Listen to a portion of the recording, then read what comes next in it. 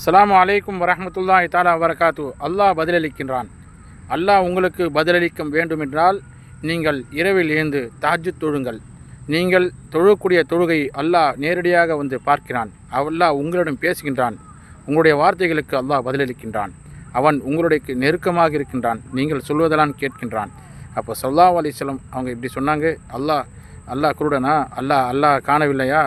இல்லை, அல்லாஹ் சமீஉல் பசீர், இறைவன் கேட்டுக்கொண்டே இருக்கிறான். அப்போ அல்லாஹ் பதிலளிக்கின்றான், இன்னி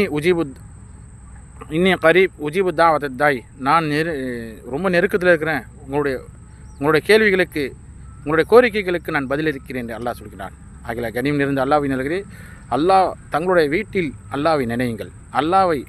அல்லாஹ்வுடைய சிஃபத்து மூலியமாக அல்லாஹ்வை உங்களுடைய வீட்டுக்கு என்ன செய்யுங்க, துஆவின் மூலியமாக, தஹஜ்ஜுதின் மூலியமாக அல்லாஹ்வை என்ன செய்யுங்க, கெஞ்சி கலறிங்க, அல்லாஹ் வரவைங்க. ஏன்னா தஹஜ்ஜுத் தொழுகைக்கும் மற்ற தொழுகைக்கும் வித்தியாசம் இருக்கின்றது.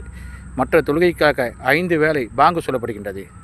இரவு நேரங்களிலும் இரவு தொழுகைக்கு பாங்கு சொல்லப்படுகின்றது. அதற்காக இமாம் இருக்கின்றார். அதேபோல் ஃபஜ்ருடைய தொழுகைக்கும் பாங்கு சொல்லப்படுகின்றது. அதற்காக இமாம் இருக்கின்றார், முஅத்தின் இருக்கின்றார், மக்கள் வருகின்றார். ஆனால் தஹஜ்ஜுத்திற்காக பாங்கு இல்லை. மற்ற தொழுகைகள் மக்கள் நடமாடக்கூடிய நேரத்தில் தொழுகப்படுகின்றது. அது இஷா தொழுகையாக இருந்தாலும் சரி, ஃபஜ்ர் தொழுகையாக இருந்தாலும் சரி. அதேபோல் தஹஜ்ஜுத் தொழுகை மக்கள் நடமாட்டம் இல்லாத நேரத்தில் நீங்கள் அல்லாஹ்விடம் பேசக்கூடிய ஒரு தொழுகையாக இருக்கின்றது. பல நாட்கள் நம் கனவுகள் நினைவாக ஆக்குவதற்காக ஒரு ஆயுதமாகத்தான் இந்த தஹஜ்ஜுத் தொழுகை இருக்கின்றது. தஹஜ்ஜுத் தொழுகையில் நீங்கள் அல்லாஹ்வை அழையுங்கள். அல்லாஹ் உங்களை தேடி வருகின்றான்.